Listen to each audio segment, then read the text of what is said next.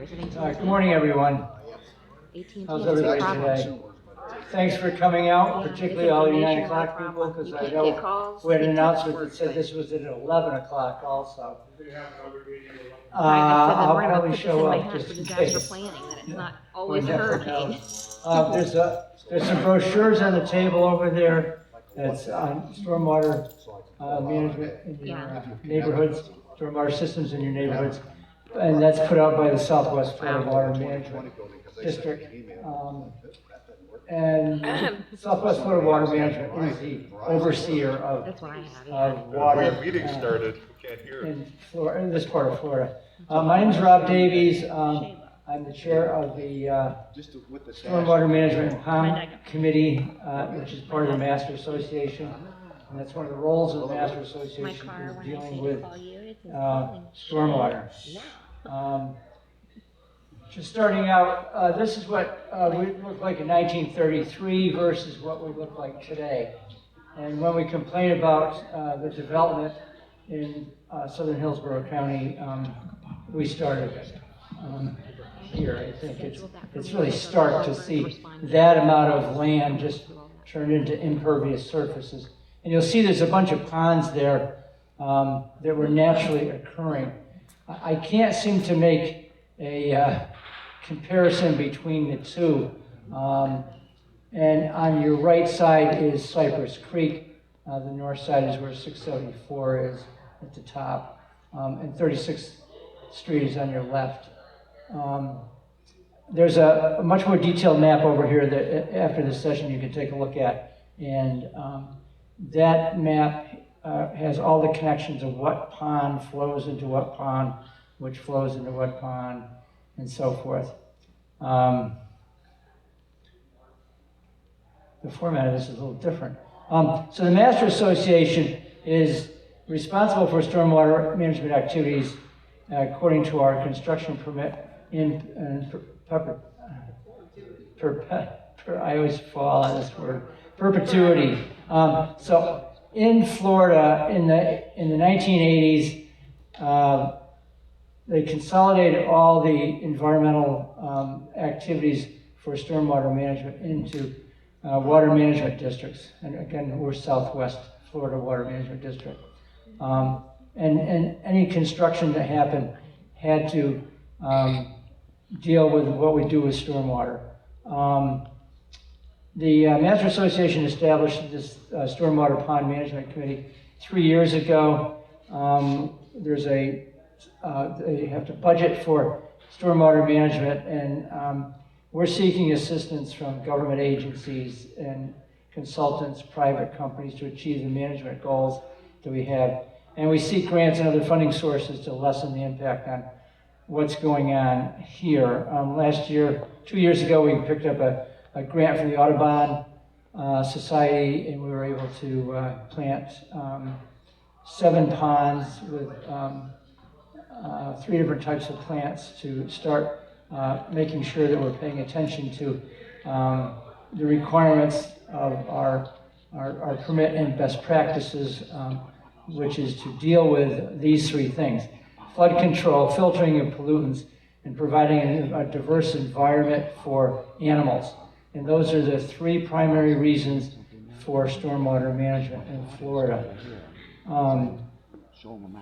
So when we look at flood control, we're looking at slowing and stopping the movement of water into downstream water bodies, allowing sediment to drop out, provide a capacity to storm the water, act as a sponge during stormwater to recede slowly, and it allows the water to evaporate or percolate. So the first thing we want to do is we want to slow the water down, because if the water is going too fast, it's causing erosion. So when you look at some of our ponds, you'll see that there's a lot of erosion on the banks of the ponds. Pond 3 on Gloucester probably has a 3 or 4 foot drop. Pond 1 up in the H section, which is a fairly long pond, that has maybe in some places 6 feet of erosion on the banks. If you look at the newer ponds, like, say the one out by Richmond, maybe 6 inches to a foot of erosion. And if that was planted, that erosion would not be happening. And the problem with the erosion is that it takes away the capacity. So the capacity of our designs in Florida, the water that falls on your land is supposed to stay in your land. So when, let's say, that original map from 1933, 1 million gallons of water hit Kings Point. Out of that 1 million gallons of water, 800 gallons stayed on the land, and 200,000 gallons flowed into Cypress Creek. So that 800,000 gallons of that million that stayed on the land is supposed to stay on the land after all the construction is finished. So hence all the ponds. So the capacity of the ponds is supposed to be 800,000 gallons. That's, I'm just making that figure up, okay? So it's probably a whole lot more than that. But basically, what falls here is supposed to stay here, except what naturally ran off before we did the construction. So when you look at any of the new developments, they all have detention ponds to keep the water on the land.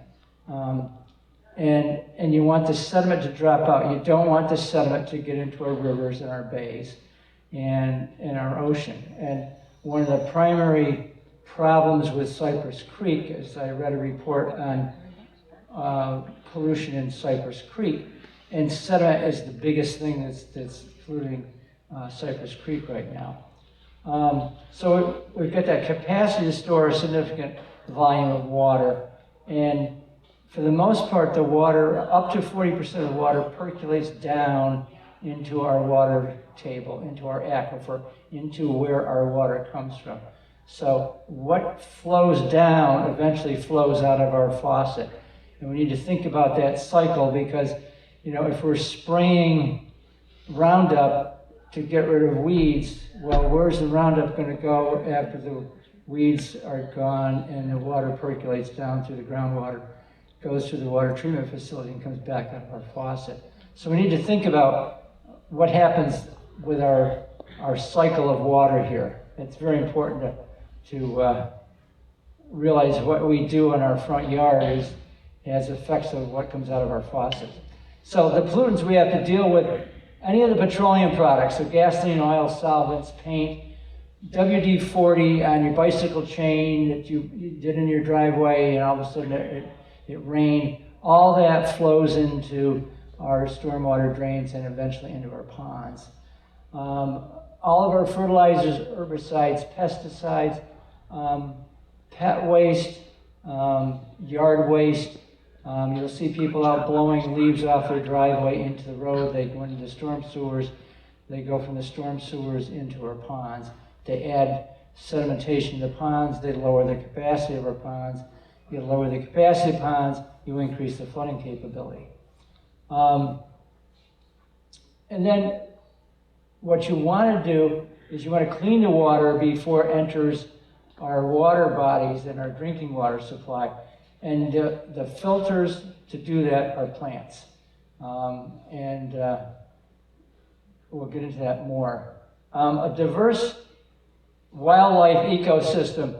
The diversity of our plant species provides food, shelter, nesting, nurseries for birds, fish, animals, insects, invertebrates, and so forth. And it's a habitat for many of the endangered species. So if you look around the ponds that have more plants tend to have more wildlife. So everything is tied together in terms of if we have ponds that have a diverse ecosystem, we have much more.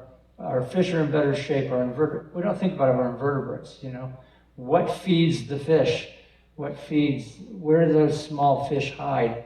Where do the birds nest? And that's all tied together. So if you have a situation where you have nothing showing, growing, your diversity of your ecosystem is less.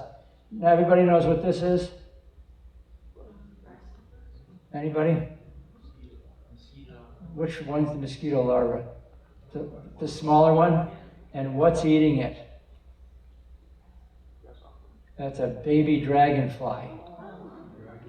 And so the baby dragonfly is underwater, eating mosquito larvae. Okay? But what does a mosquito have to do? What happens to happen to a dragonfly in order to become a dragonfly? It has to get out of the water, and it has to get out of the water on a plant and let its wings come out. So here we have this wonderful insect that eats like, I don't know, 50 times its weight every day in mosquitoes. Not only eating the larvae in the water, but eating the mosquitoes as they're flying. So it's just a prime example of why we need a diverse ecosystem. Because people are like, well, I don't like lily pads. Well, you know, that dragonfly might be just sitting on top of a lily pad, getting its wings stretched out. So the stormwater systems of Florida required in the 80s to reduce the pollution of surface waters, creeks, rivers, bays, and the Gulf and the ocean, and all construction must apply with that Florida law. So in Kings Point, all of our ponds detain water for the most part. It allows the material to settle and be absorbed. The nutrients will be used by the pond flora, and the pond flora, the plants, will actually take some of the nutrients that flows off the land and use that to grow. So that decreases the amount of nutrients that will either get into the groundwater or flow into Cypress Creek or the park. It will also add oxygen to the water. And fish need dissolved oxygen in the water, so it all ties together to make a healthy pond. We're required to have plants around the perimeter to reduce sediment runoff. And for the most part, we have not done that. When the developer came in, and the developer had a permit and said, this is what you're supposed to do, and in that permit it says, these are the plants you're supposed to plant.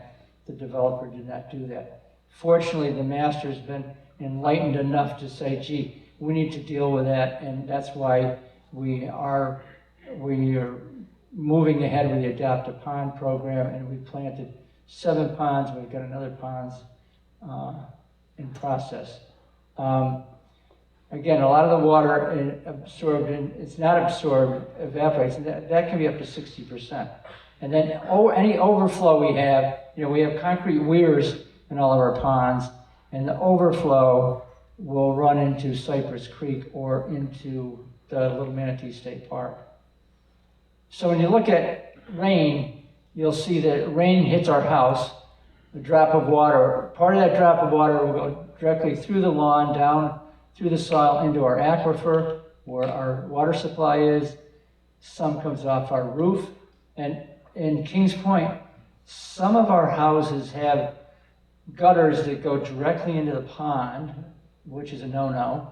The gutters should go onto your lawn, and then that should soak into your lawn. Eventually, some of the water that soaks in the lawn will flow into the ponds, and then because of all the storm sewers, everything from the roads and our driveways will flow directly into the ponds.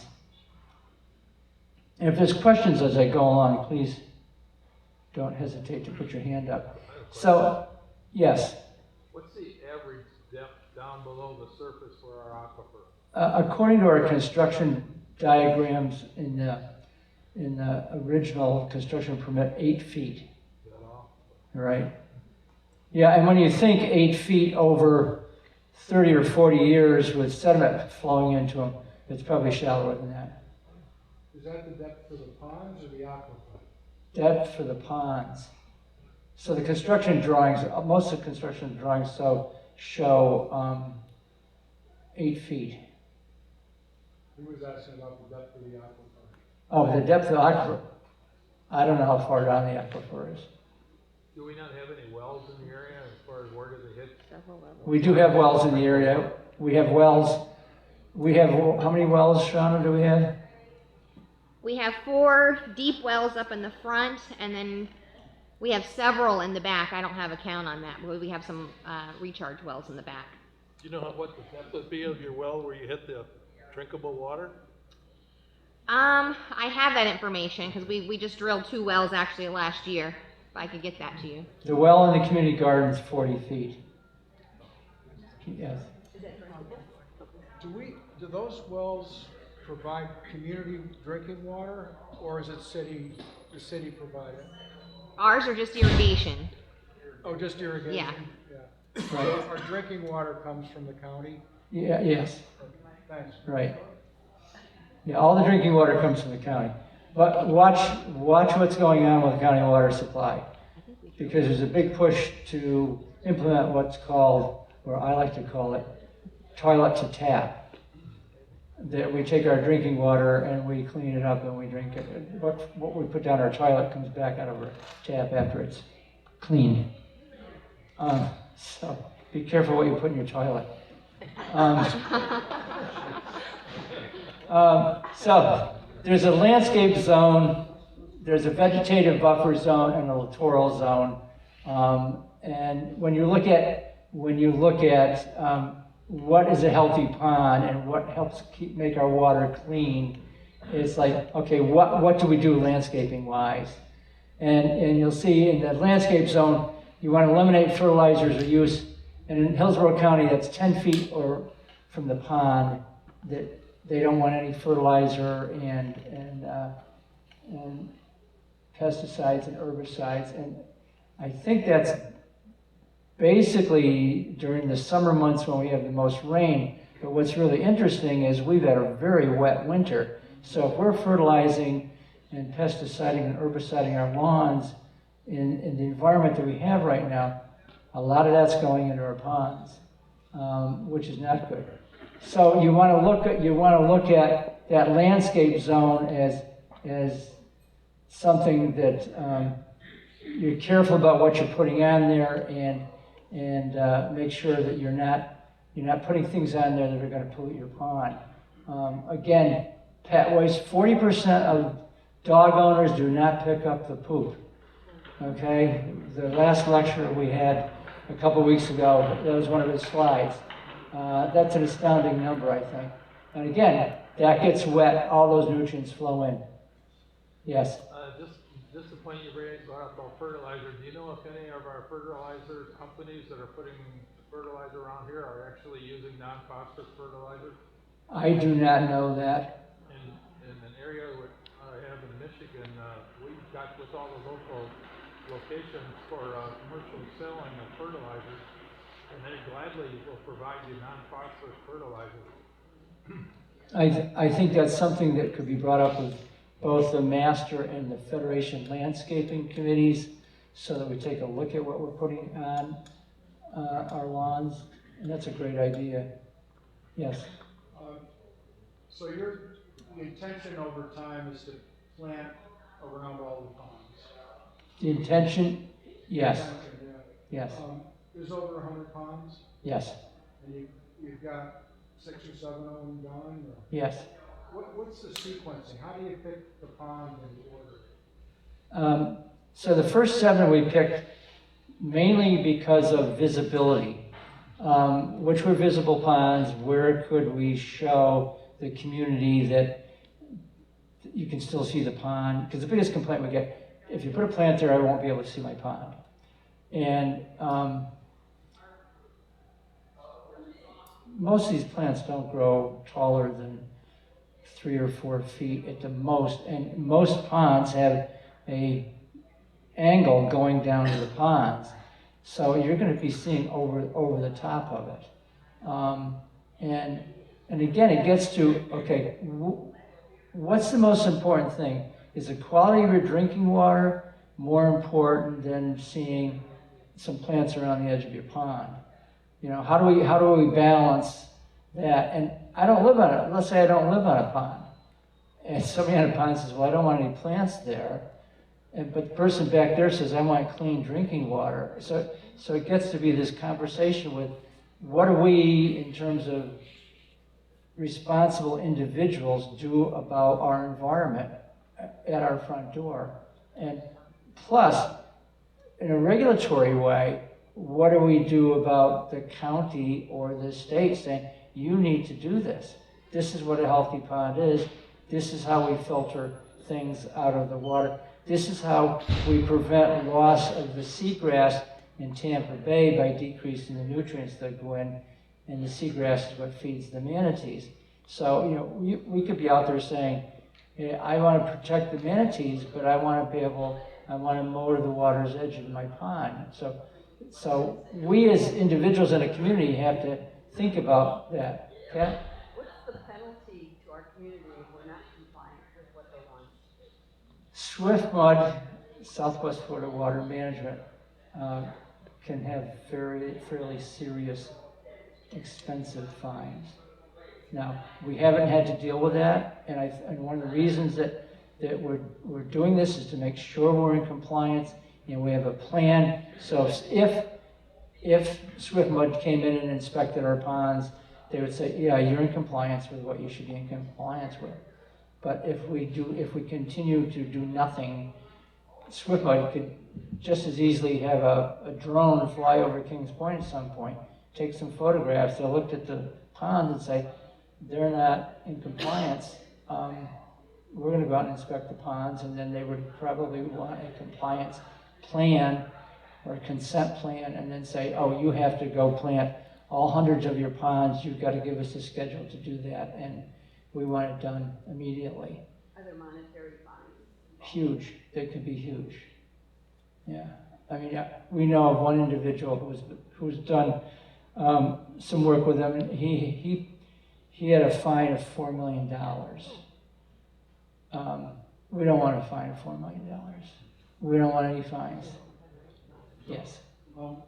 This is, what you're talking about here is to protect the ponds from runoff from the land. Correct. You also mentioned that the storm sewers run into the pond. Correct. Did you say something about filtration? Right. Could you explain that a little? Sure. So once we get into the littoral zone more, that'll be clearer. Okay. So let me get through here, and then so the second stage is that vegetative buffer zone. So that's recommended anywhere from 3 to 10 feet. That you have a vegetative buffer zone on the downward slope to the pond with deep-rooted plants.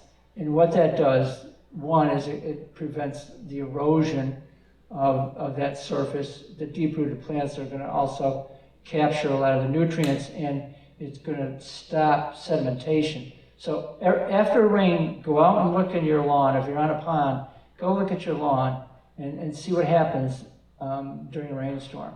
How much is actually washing into the pond?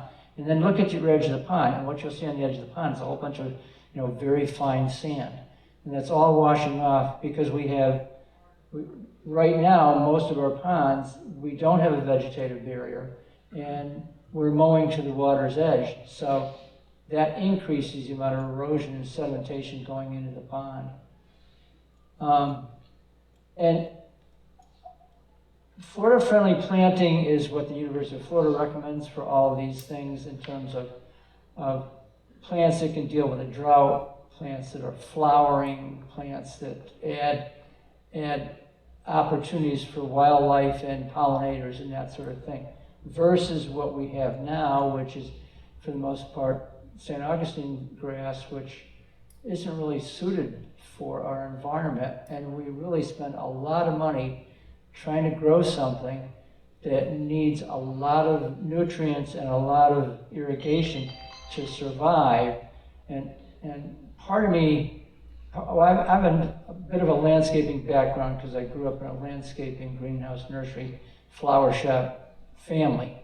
And when I look at landscaping, I look at there should never be bare earth any place. If you look at the forest, if you look at nature, you never see bare earth.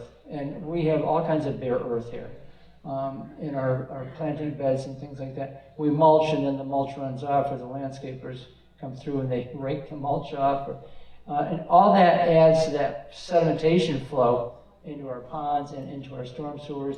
If you ride bicycle or walk around Kings Point, you'll see sand in the roads, and that eventually gets washed into the ponds. Yes. So what's the recommendation for replacing centipede, St. Augustine grass? Is it a Zoyosabrim like other states have used? I don't know. I think we should take a strong look at that. Because Yeah. we're having problems with St. Augustine, and Centipede. Yeah, there's a something called perennial peanut. And if you take the golf cart path out of here to Winn-Dixie, you'll notice that there's a low-growing plant on the roadside of the golf cart path with yellow flowers on it. It's a native plant. You can mow it. It can grow to 6 inches, 12 inches, and you can mow it back to 3 inches. It'll survive a drought. It's got little yellow flowers on it. It doesn't look like normal grass. We have a mindset that we want everything to look like normal grass, but normal grass takes a tremendous amount of money to maintain it that way. And I think that's something, again, we should look at through all of our landscape committees to say, how can we implement more Florida-friendly plantings to get a similar result and hopefully save on fertilizers and irrigation and things like that. 'Cause one of the things I think we ought to look at is how much are we spending on landscaping and irrigation? And it's like a lot of money. It's like millions, you know? And it's like, how do we get to something that's healthy, that's good for our environment, good for our water, and good for our friends that we share the planet with? Perennial peanut. Yeah. Yeah, if you, what's that? No. You can mow it. You can mow it right down to, if you go up to Baycare on Big Bend, all the parking lot areas are planted with perennial peanut. Everything up there's got perennial peanut in it. If you go to Baycare on Big Bend, where the hospital is, St. Joseph's Hospital, okay, in their outpatient clinic, and all the beds in the parking lot are planted with perennial peanut. And it's all like 3 inches, 4 inches, 5 inches tall. It's not this tall. If you go up to Cooperative Extension up in Seffner, their lawn is perennial peanut, so they mow it. So it may grow that tall, but you don't have to grow it that tall. You can mow it. So it's just a different plant. It's a Florida-friendly plant. It's a flowering plant. It's a deep-rooted plant. You know, it meets all the requirements. It's drought-resistant. So those are things that really help us get to a different place in landscaping, I think. Rich? Bob, I'm obviously pro-pond and pro-pond improvement. I think that vegetation buffer zone, all the houses that surround our pond, our neighbors are all about doing what we're doing. But would you agree that that picture is not to scale to what we're talking about? Because it says in there it's 3 to 5 feet wide and it's going to be on the bank. So you're not going to, quite honestly, if I was looking at my back door, I wouldn't want the whole yard or 50% of my yard to be 18 to 2 feet tall. It's actually not as wide as that's shown there. Yeah, that's not to scale. Because I know that makes a lot of people nervous. Yeah, I mean, you have a fair slope. Right. Your lawn goes back like this and then it drops down. That's right. And so if you came back 3 feet and you had plants that even It at would still be 18 close. inches, you're not going to see them from your house. Exactly. I just think that not to scale picture makes a lot of people nervous. Right. About what they would look at directly. Right. And then the final area is the littoral zone. And that's where everything happens in the pond. That's where the most amount of life in the pond is. That's where the baby fish are. That's where all the food for the baby fish are. That's where the birds are feeding on the baby fish. They're hiding in there to stay away from the bigger fish, not realizing a bird's going to come along and grab it. And that's where most of the filtration is going to happen in that area of the pond.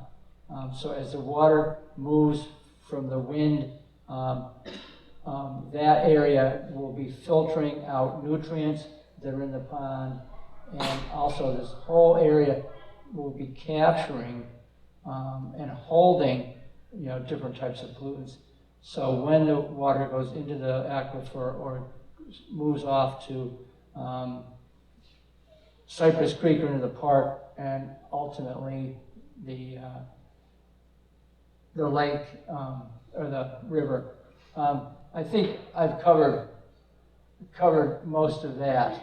And again, On the last slide. what's that? One question on the last slide, This one here? previous one. It mentions aeration. Is Yeah. that part of the plan? I've seen it somewhere, some places, but certainly not everywhere. We tend to aerate ponds that are unhealthy. Yeah. And for the most part, our ponds are fairly healthy. We do not have huge algae blooms and things like that. We do a lot of spraying to keep the algae down, whereas if we did more planting, we would have less algae blooms. Nature tends to take care of itself. It's when people get in the way, things get screwed up. We have looked at our ponds in terms of aeration, and one of the things that we've been trying to figure out is through testing, and we haven't done as much testing as we should be doing, I don't think. Tested the oxygen levels. We need to test oxygen levels and turbidity and sedimentation and clarity and pH and things like that. And that's something it's in the planning process. We have budgeted for that a little bit last year and this year to look at our problem ponds. So the ponds we continue to have problems with. I think last year, we did five ponds last year. Like Pond 5 on Kings on your left, when you first make the left and go by the back of the vehicle storage area. That's also where the golf course keeps all their stuff. And they have a fair amount of movement of things in that area into Pond 5. I don't think there's an aeration there, but we have algae blooms there. Because I think they take and put fertilizer in the cement and pick it up with a front end loader and stick it. Off of New Point Route, there's a pond that has aeration. Yeah, we have aeration. Shauna, do you know how many ponds we have aerated now? I think 5. 5. It's only a handful. Is that something typically that a lot of grant money is available for? That testing. It could be. One of the things that we've looked at, we had a person on the pond committee that was a former TICO employee, and our goal was TICO likes to give out money, and what we want to do is come up with 5 ponds that needed aeration through testing, and we had problems with, and then go to them and say, wouldn't you like to do a nice solar power aerator grant for us, and we'll put your name on it, and do that, and you give us $30,000 or something. That's still in the works. We have not really identified 5 ponds yet that need the aeration. Aeration can be a problem if we don't need it. If we don't need the aeration, you can get fish kills from too much oxygen being in the water. Are you saying the ponds originally had X density when they were dug, and then they filled in over the years? Would that direct or not direct need for aeration in the ponds? Again, it gets back to dissolved oxygen, and if there's any situation where you're not getting a good exchange of from the bottom to the top of the pond, that all would have to be through testing. So far, I mean, we did have a pond out in Seifel Greens area, and I think we put aeration in there, and we had a fish kill because it was too much oxygen initially, and so when you play with nature, you got to be careful. Yeah.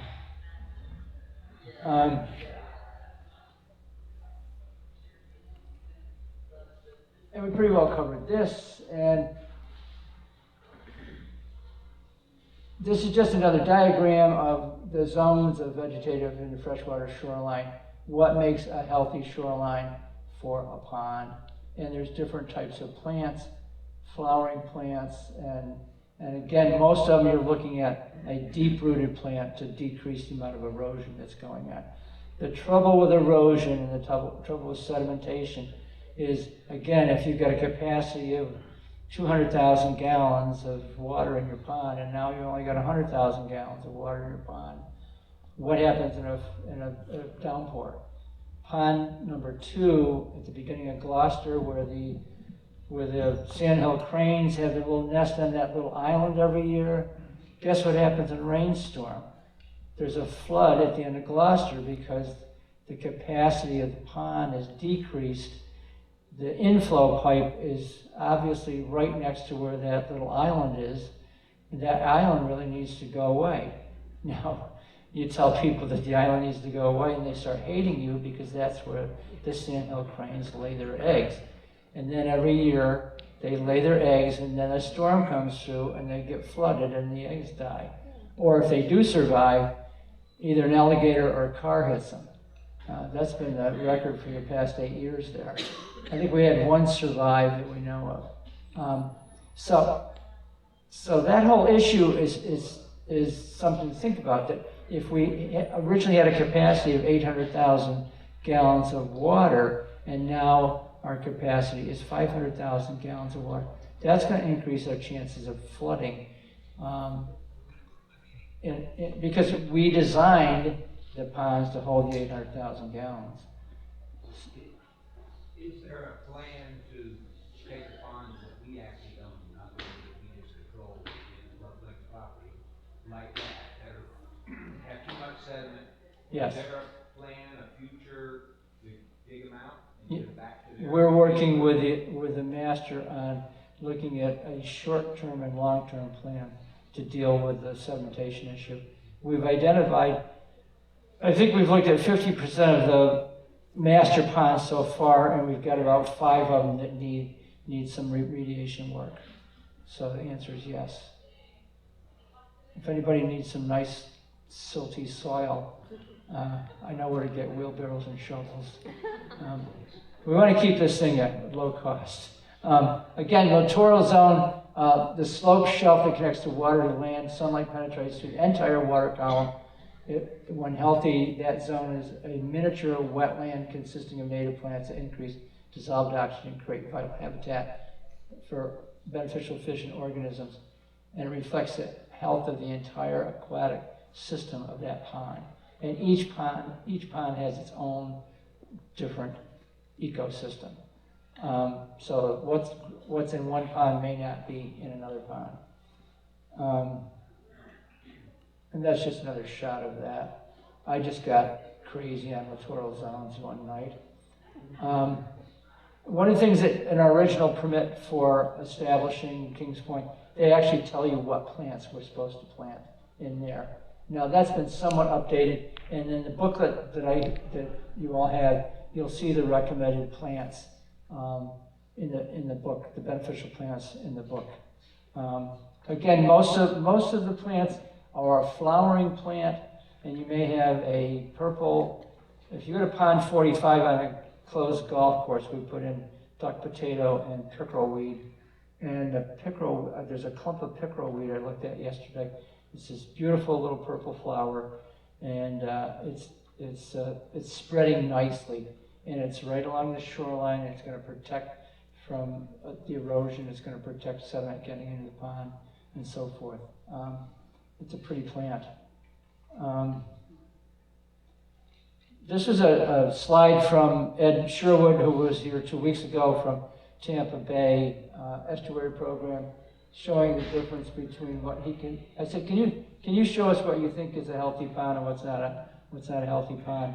And this is the slide that he brought. So there's a little difference. Now, I don't think we're looking at going toward the slide on the right, because we want to have views, and so we need a slide in the middle that shows, planting in the littoral zone and planting the vegetative zone, but not having it so completely surrounded by trees that you can't see the pond. So Rob, going back to that statement I made about the vegetative playing zone, on the slide on the left there, so what we would be talking about is 3 to 6 feet or off the water up on the banks. Right. Not up in the people's backyards. Right. I mean, we're encouraging more trees to be planted around some of the ponds. The trees put shadows and in the water, which cools the water, which decreases the algae growth. So if you, like lily pads, the same thing with lily pads. Lily pads keep the water cooler because they're shading the water column. And in addition to being, you know, a host of all kinds of invertebrates, they cool the pond. And I know some people just hate lily pads.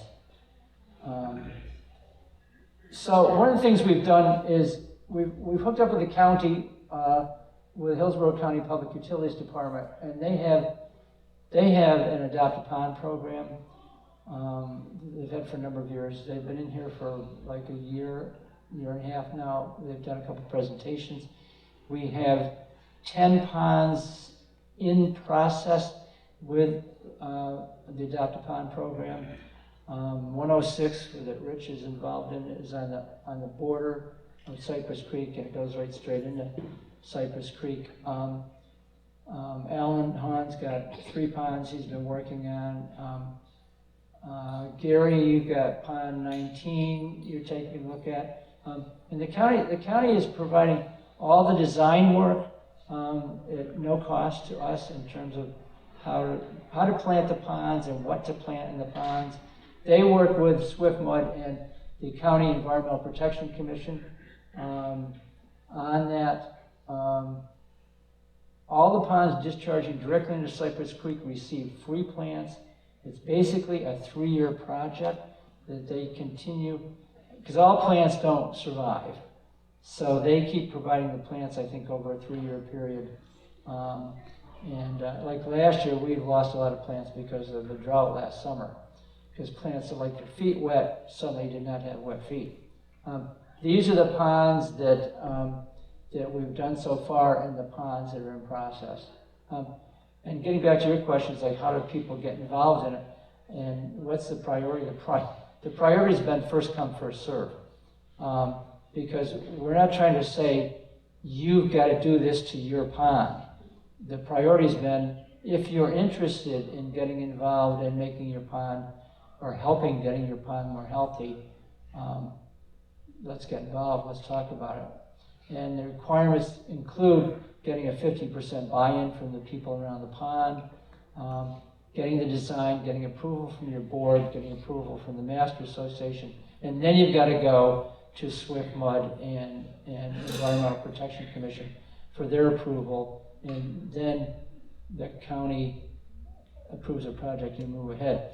For the ponds that are not discharging into Cypress Creek, one of the things I would try to do is to get the county to change their requirements and say all of our ponds count, because all of our ponds flow into each other, and they all eventually end up in Cypress Creek or the state park. I've not been successful with that yet, but I will keep pushing that rock up the hill, and getting the free plants is great. Right now, in our ponds, the Master Association is not encouraging us to use volunteers to do planting, so the planting will be done by other people, either paid, mostly be paid. We used our lake management group last year, Solitude Lake Management Company. They did the plantings 2 years ago. They did the plantings. They put 4,500 plants in like $1.25 a plant. So there's a significant amount of plants going in, like 106, Rich, how many plants do you say are going to go in there? 5,200. 5,200 plants. And that's in the littoral zone and in the vegetative area. And if you're interested in getting involved, we certainly encourage that. This is 106. This is what the project looks like. You can see the different types of plants that they're putting in there. Some of the plants are on the shoreline, some are in the littoral zone. And Rich and Paul Hubert have done a fantastic job of working on this project so far. The water slide is not shown in here, as well as the floating stage, but that's coming. They're also working on grants from Lake Management. Florida Lake Management Program, yes. Florida Lake Management, Lovely Lake. and they're looking at Tampa Bay Estuary Program for grants also, to do this. If you guys can imagine when you get involved in these things, the actual planning of the plant is probably a 2 to 3 day process. Getting all these grants and getting the paperwork, and that's months and months. It's a lot of work. So keep that in mind. The actual planning is the least amount of work. It's getting the grants and getting everybody to sign off and the different levels, and Rob has a lot of input and assistance with that as well. That's beautiful, So I'm you'll- so impressed. So you'll have a meeting to walk us all through that process? If this When it happens. when this comes to fruition, we envision calling the local news and, giving LoveLink and all the different grants that put money in the program involved, and having them come out and having a little luncheon in the backyard and everybody walking around the pond and loving it. So, I asked, the county, I said, is there any legal problems with you if we get this put on the news? And he said, hell no. He said, he said, this is the biggest project we will have planted if it plants, and they want the notoriety. Is there any reason why the planting stops at a certain point? Yes, that's the golf course. Oh, that's why? Yeah, because we had to keep the golfers in mind. Yeah, You know, the golf course, Club Lake owns this pond. so that when they're done with the water, they can still get their ball. That's right. And in addition to that, they once a year they go in, they dredge the pond for golf balls. Oh, So we don't want them dredging the pond, obviously, where the new plants right. are going. So because Club Link owns this pond, we have to keep their golfers in mind and Yep. keep everybody happy. This is the type of plan that the county will put together for your pond. Like I said, we've got 10 ponds in process right now. Allen's ponds in Richmond, we've got drawings for the 3 ponds there. We just approved Pond 1, the south end of Pond 1, which is in Gainsborough area, with a plan. And you'll see there's a variety of interesting plants and they actually did different colors I don't know if that red maple looks like a red maple though. Yeah, the far right. And the blue flag iris obviously is a blue flower. So duck potatoes are white flower. I can't remember what seedless. But some of those are in the booklet that I handed out, the different colors. And if you look at the Florida Friendly website for pond flowers, you'll see all of these in there. Is there a way you can move that over a little bit so we can see what podium? No, where it says golden Slide. banana, There's a projector up there. Yeah, no, he can't do that. Sorry. That's okay. Yeah. At this point, we actually had Hillsborough County come out, and Solitude, who does the planning and maintenance for Club Link, and right in the center there, we set up a table in the backyard, and the county is amazingly, I mean, they come out, if you call them up, they'll come out several times, and they spent a lot of man hours on this design, which I was really surprised that they were willing to spend that kind of time. Did you get any grants, and if so, would you provide any assistance in grant writing? Yes and no. Yes. It's a lot of Not work. in that order? Yes, we will help. We will help. I mean, one of the things that I said to Rich is that, you know, when you're finished playing with 106, we've got another 50 ponds to do that are Club Link ponds. And Club Link is more than willing to let us plant as long as it doesn't cost them a nickel. So if we get grants to do that, and we did that already. The grant from Audubon was such that we planted 4 of their ponds, I think. You really, for each of your ponds, you need to get a core group together that's willing to do the things you just mentioned. Spend the time writing the grants, spend the time calling people, spending the time meeting people out back. Rob's responsible for 100 ponds. You really have to have a core group responsible for your pond and take that lead. That's, you know, we kept Rob involved in every move we made. And then as things grew, then we kept the master involved. But you gotta have a core group that's interested. Like he said, first come, first serve. You gotta have people that are interested in it. Yeah, we don't tend to work with communities that don't want to do this. It's like, yes. In the vegetative buffer zone right now, because of the cycle of the wetlands and so forth, there's a lot of stuff that's quite dead. Some of it as much as 3 feet tall. I go around and pick up litter, but I see a lot of grass clippings and stuff. Is cleaning that out beneficial, or it seems to me like a lot of those grass clippings and things are just gonna wash into the pond. So is it good to attempt to clean out the dead stuff without cutting out the plants, or just leave it to nature to do on its own? My own personal opinion, whatever happens in a forest is what's right. You know, it's like if you look at a forest and what happens every fall, the leaves fall down on the ground and they become soil. A tree falls down and it becomes soil. And that's what nature does. So the question is what works for us? Yeah. Okay? Well, I'm wondering if that would create a buildup over time of all that decomposition. It could, yes. But it ends up being about money. Yeah. It could. I mean, if you look at the natural succession of anything, if we did nothing, plants would take over the whole world. Did you ever see that simulation of New York City as to what would happen after 5 years once humans left, and 10 years and so forth? New York City would turn into a forest. And the same thing would happen here. Ponds eventually will fill in, and then they fill in to a point where the trees start growing, and then the leaves from the trees fall, and the trees fall, and it becomes a forest. I mean, that's natural succession. So yeah, we're going to do some sort of maintenance, and it could be a biological situation. It could be some of the things that some of the companies do. They actually will they'll cover it with aluminum sulfate. So they just put a layer of aluminum sulfate on the bottom of the pond, and that kind of seals the nutrients of all of those things from being taken up in the pond. So it's like adding a layer. But again, that decreases capacity. The ultimate answer to natural succession is that you go and you redredge.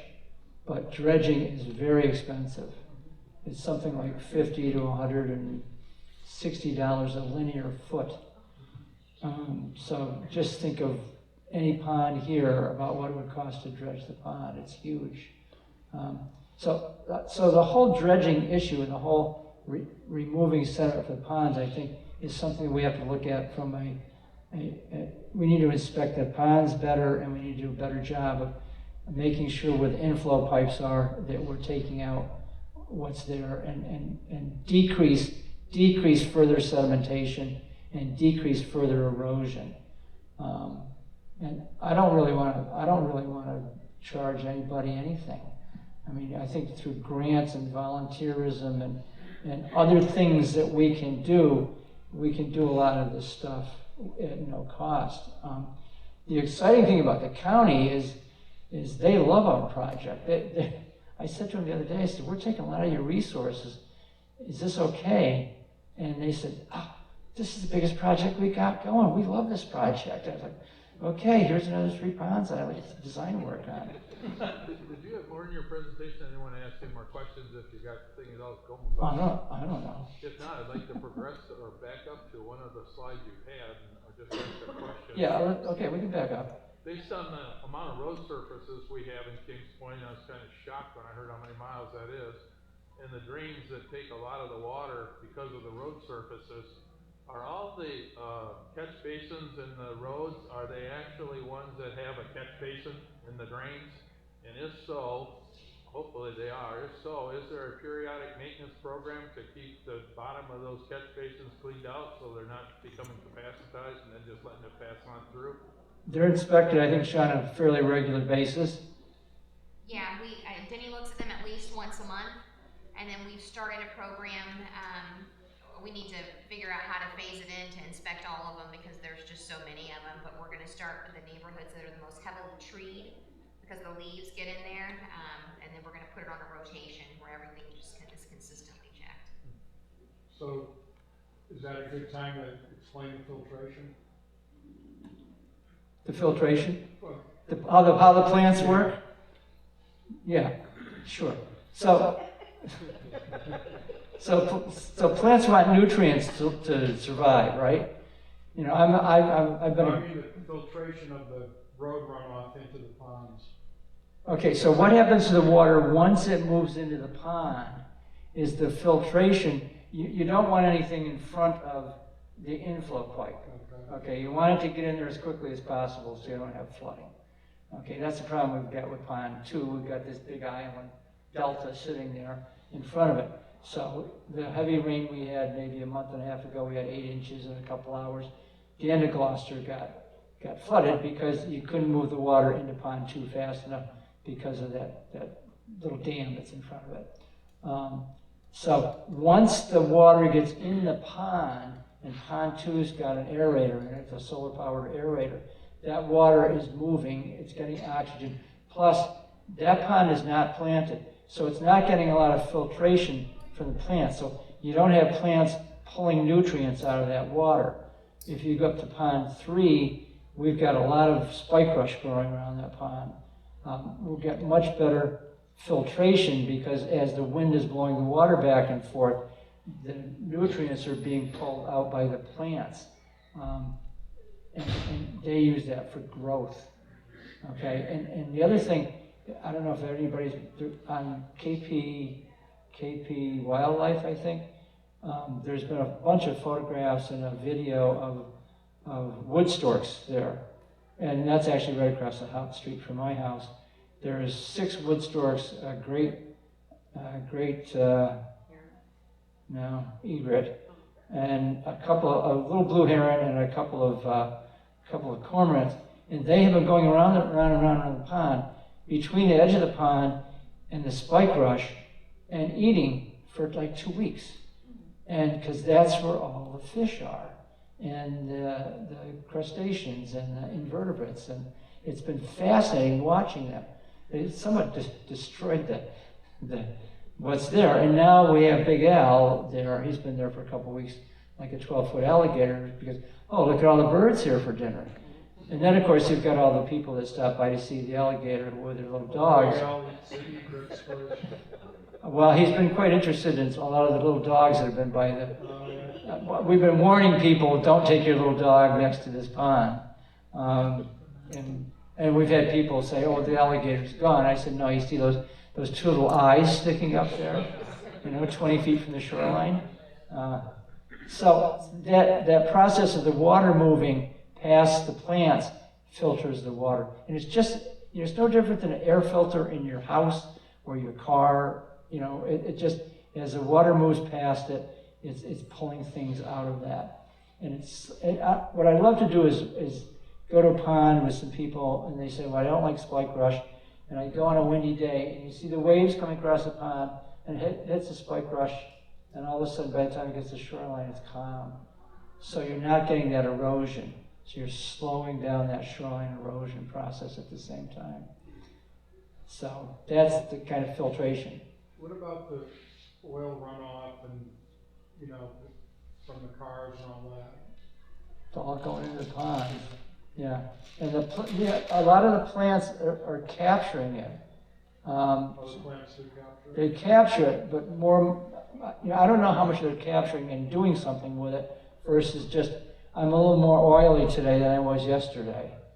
There's something on Nextdoor a couple of days ago about some guy that got an oil change at some place, and he came home and it drained all in his driveway, and it was just before the big rain we had last weekend, and I said, you got an oil spill here, buddy. And I'm sure all that washed into the ponds. And every drain we have goes into the ponds. So when you wash your car in your lawn, not in your driveway. And same thing with your golf cart. And don't pour paint down the storm sewers. I saw a landscaping truck draining some tank going down like 3 or 4 roads the other day. Who knows what was in that? Well, you know what was in there. It was either fertilizer, pesticide, or herbicide. Yeah, one of those things. Other questions?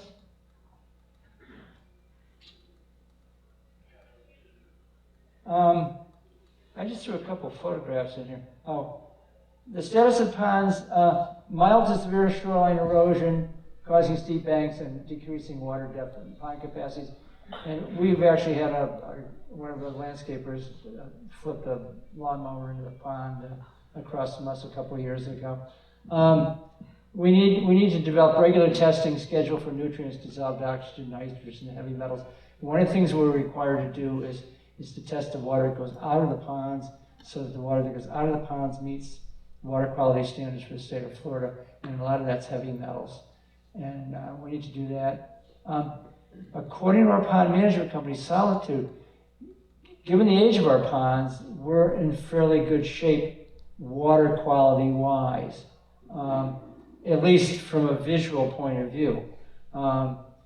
We want to increase inspection and documentation. And if you don't know Shauna, she's a general manager of the master, and from my point of view, she's great. And we're very lucky to have her. You bring something to her, she gets on it immediately. We need to do more research on what exactly do we need to do to make our stormwater system work more effectively. One of the big concerns that some of us have is the fact that there's been a whole lot of upstream development, and we're in what you would call the Cypress Creek watershed. And I forget the figures. I looked up the watershed area, I don't know, 11 square miles or something like that. So all the houses on 19th Avenue, they're all in our watershed. Anything that's been built between 301 is all the increase in 301 from a 2-lane highway to a 6-lane highway, that's in our watershed. All that impervious surface, if it's not captured by detention ponds or swales or retention ponds, is going to be surface flow, and it's going to come toward us. And that's one of the things that we discovered when we looked at the emergency exit gate at the end of Gloucester was, wait a second, what's going to happen to us in a 100-year flood? And we're going to get wet. And what do we need to do to make sure we don't get really wet? But when you look at pond number 4 at the top of Hammersmith, there's no outflow. That just goes into the ground. Okay, so if we get a 100-year flood, which is 12 inches of rain in 24 hours, the end of Hammersmith, you're going to want to make sure you got a high, what do you call it? Yeah, high clearance.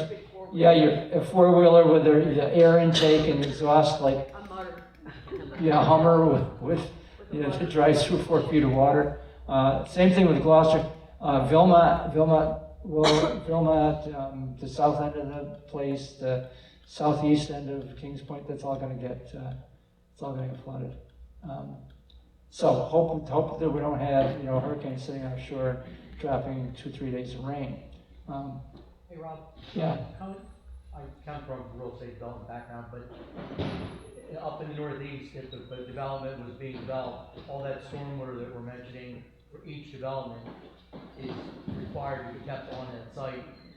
Is that the same thing that you're mentioning on these new houses on 19th Street? Yes. So when they're building them, they're required to keep it on. Well, that's what they say. Right. Now, if you go look at those new houses they put up on Outer Creek Road between Palm Court and the existing residence that's there, I don't see any new retention pond there or detention pond. Because I went in there and looked around and said, oh, okay, where's the detention pond? They're using existing detention ponds. 301 expansion, no additional detention ponds. So all that 2 to 6 lane highway they just put in, I don't see any new detention ponds there. Did any of you see any detention ponds that went in? Well, it goes to Bullfrog Creek until about halfway, and then it starts flowing toward us. Because I keep driving over there trying to figure out where is the continental divide of the Sun City watershed divide, and it's about halfway between Bullfrog Creek and us. And all of a sudden, I don't know where that high point is. Someday maybe you and I will go out with an altimeter or something. And, Probably 19. yeah. And if you look at Cypress Creek. Cypress Creek goes underneath 674, right out here, and then between Outer Creek, and then it goes up past Palm Court, by Freedom Plaza, and then it keeps going, and you go on 19th, and you'll see this little stream, little bunch of green space up there, and that's where it all flows to, and then it all comes toward us. Yeah. So, Rob, do you know if, when these places are developed, if the county planning board, is there a county planning board or is Yes. it all town planning board? in this county, everything is done by the county commissioners. So There's a planning department, but all decisions on planning are the county commissioners, County commissioners right? on developments and Everything.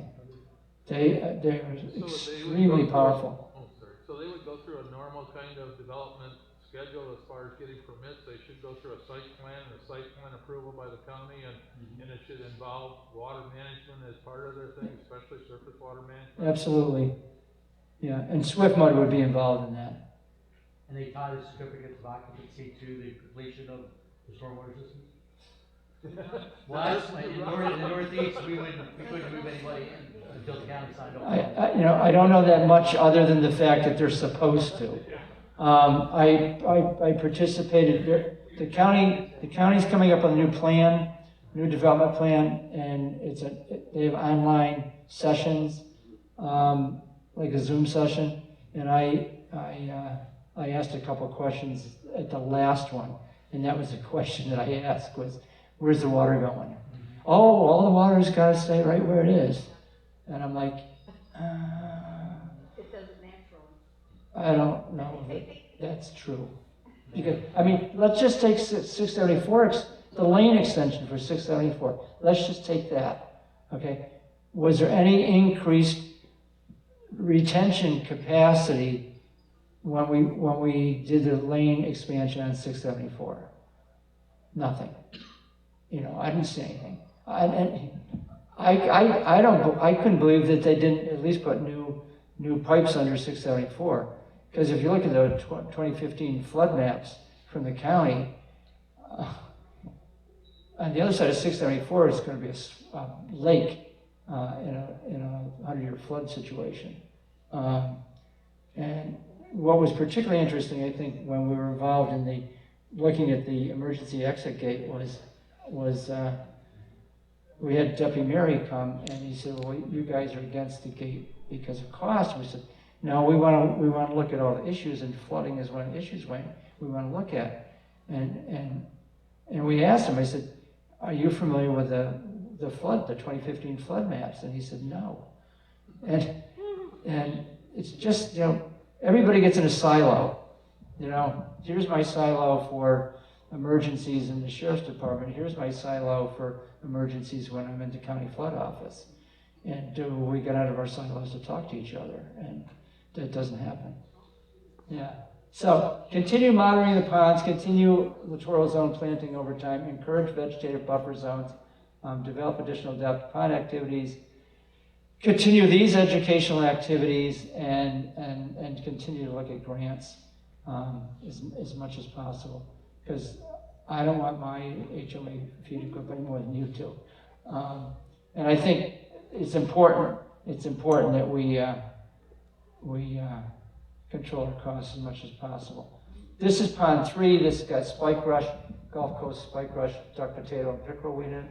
And you'll see there's some shoreline plantings here, and a couple of trees around this pond. This is pond 3 at the end of Gloucester. There's also some blue flag iris in here, and this was one of the first ponds that we put some things in.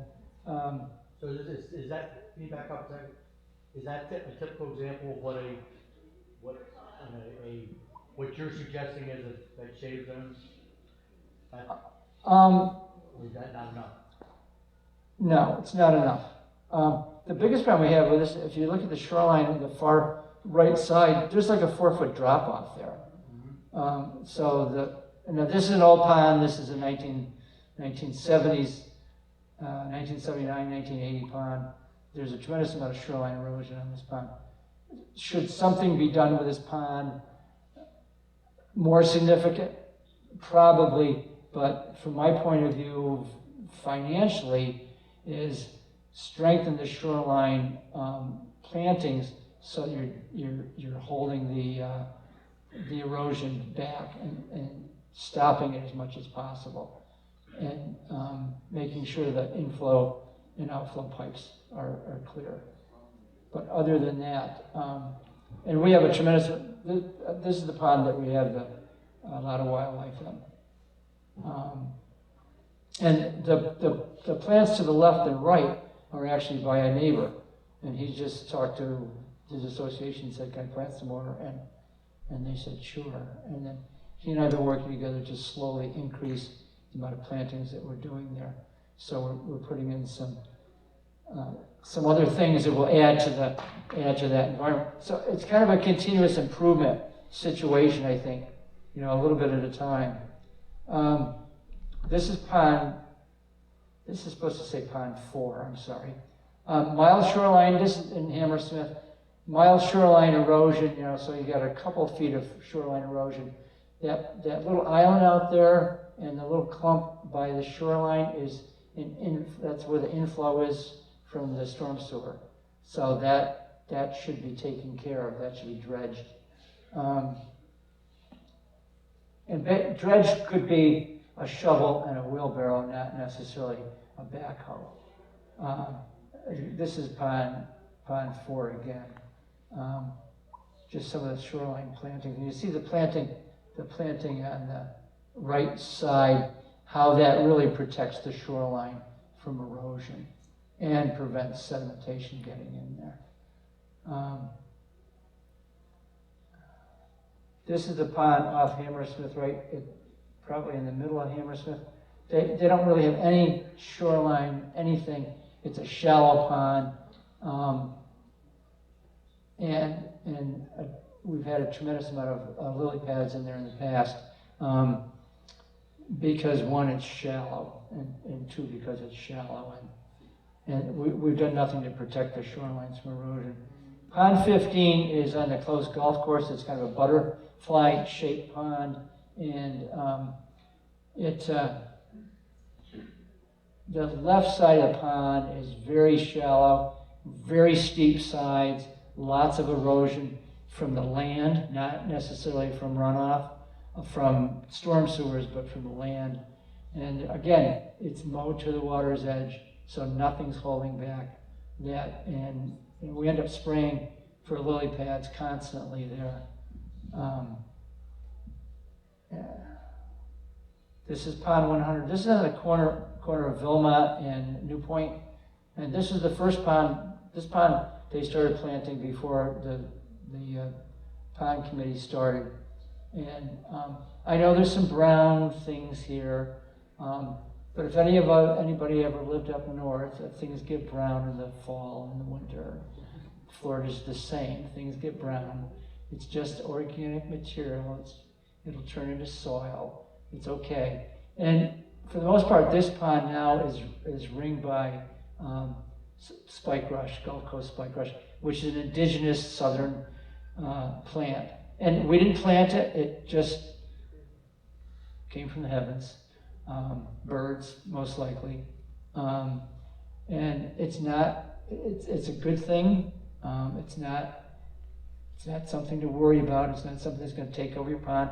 It only grows in 1 to 2 feet of water, so it's not going to grow any deeper than that.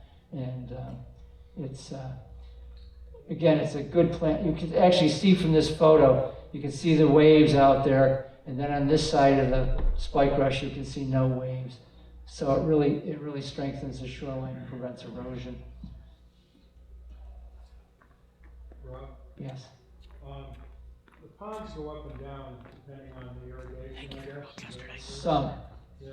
The ponds that are used for irrigation do, and how many ponds are used for irrigation, Shauna? A lot of them, almost all of them, not all of them. Yeah, I've seen ours drop a foot in an hour. Yeah. The ones that I should clarify, that's in the back.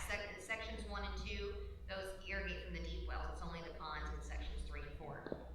Okay. So when ours drops, you can see weeds growing out there. Is that good? Plants, you can see plants growing out there. You can see plants growing out there. Plants, okay. Yeah. A weed is a plant whose virtues have yet to be discovered. So I just wonder, is that a good thing or a bad thing? Plants are good, they provide oxygen. Okay. I had somebody point to a duck potato one time and said, that plant has no value, and I said, you do breathe oxygen, don't you? I'm just wondering if it's something that's gonna spread and take over. It is. Everything, nature is going to spread. And the only way to keep nature away is to spray poison on it. You spray something that's called side. You know, anything that's got the word side in it, I try to stay away from. You know, like suicide and homicide, pesticide. What's that? Circulation can help control Yeah, circulation can help control it. Animals can help control it because we have grass-eating carp in some of our ponds, which can be a problem if you're trying to plant a pond and all of a sudden the carp decide to eat everything that you just planted. Turtles like to eat grasses also, so depending on the pond, you might have turtles. If it becomes a nuisance, we're going to take care of it. We're going to put a side on it, and it's going to subside. Okay. When the sprinklers go on, it's, you know, it smells pretty awful. Yeah. This is the sulfur. Is that a concern? Is that something we should be concerned about, the horrible smell, or it's no big deal, it's just nature? Don't drink it. Don't drink it? Yeah. Yeah. But, nothing It's to do about just that. it's just natural. Whatever's either in the pond or whatever's in the well. Yeah. So it's fine. I spray it on my vegetables all the time. Just don't drink it. No, and I rinse off my vegetables with water that's supposedly, you know, Don't eat the fish. clean. Don't eat the fish, right? Yeah, there's too much stuff going into the ponds that have the word side in them, you know, so you don't really want to do that. Yeah. Other questions? Oh, this is pond 20 on the other side. Oh, this is all pond 20. This must have been, this was before the debacle.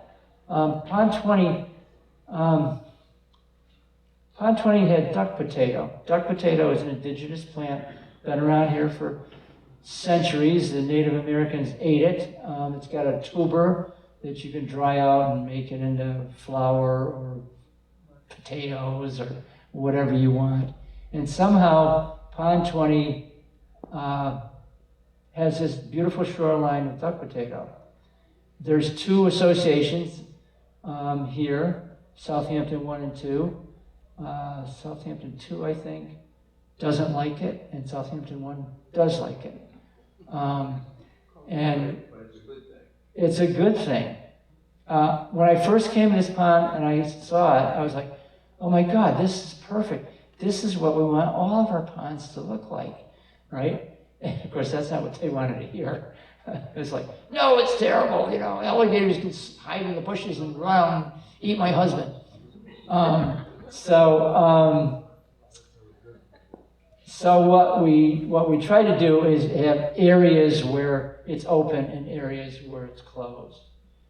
So you can see there's an area that's somewhat open. But we did have one neighbor that disliked it so much that they, on their own, went out and got some side and sprayed it on it, and they got a letter that don't spray sides on.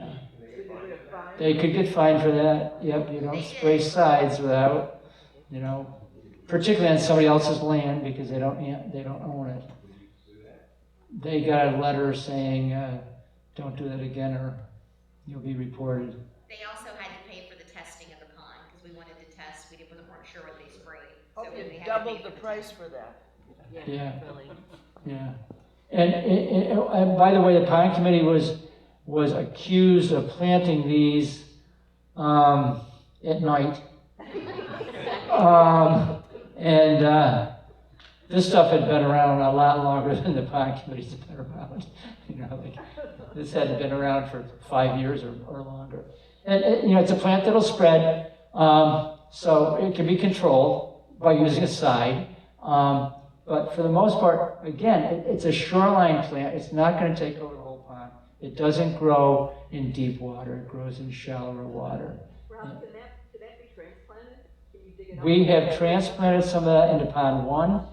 Unfortunately, when we transplanted it, we had the drought last year and most of those plants did not make it.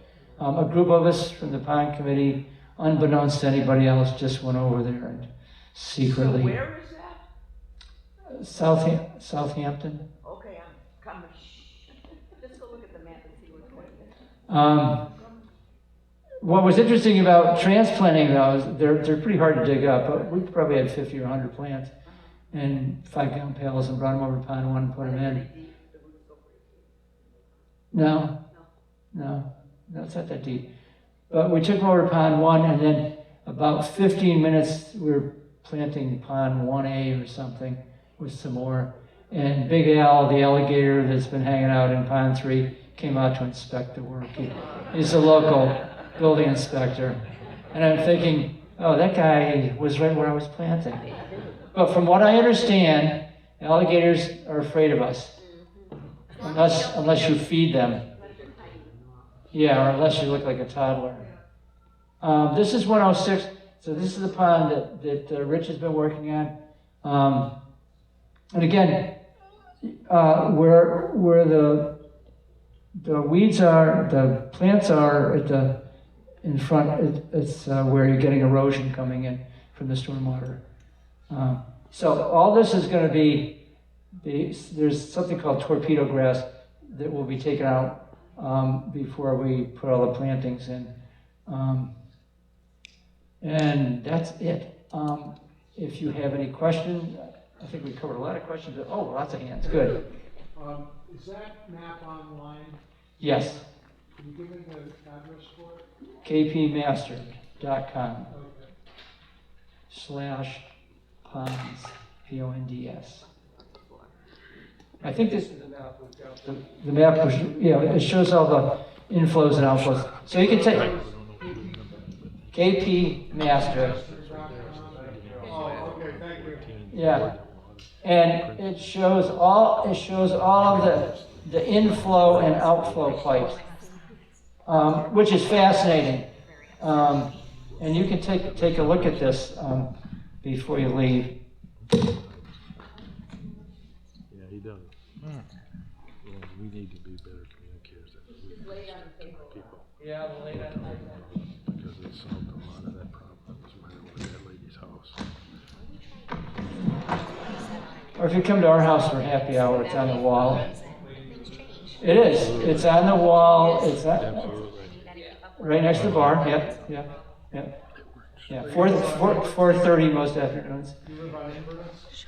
No, I live on Gloucester. Gloucester. Right. Pond 3. Great. Yeah. We're always looking for people to help. We're always looking for people who might want to do something with their ponds. So you know who I am, and you know how to get in touch with me. And other questions? No. Perfect. Now, for those that, I'm glad all you came at 9 o'clock. I know there was another notice that said this is an 11 o'clock session, so I'll be here for a while just to make sure nobody shows up at 11. And thanks for all the questions. It was very helpful.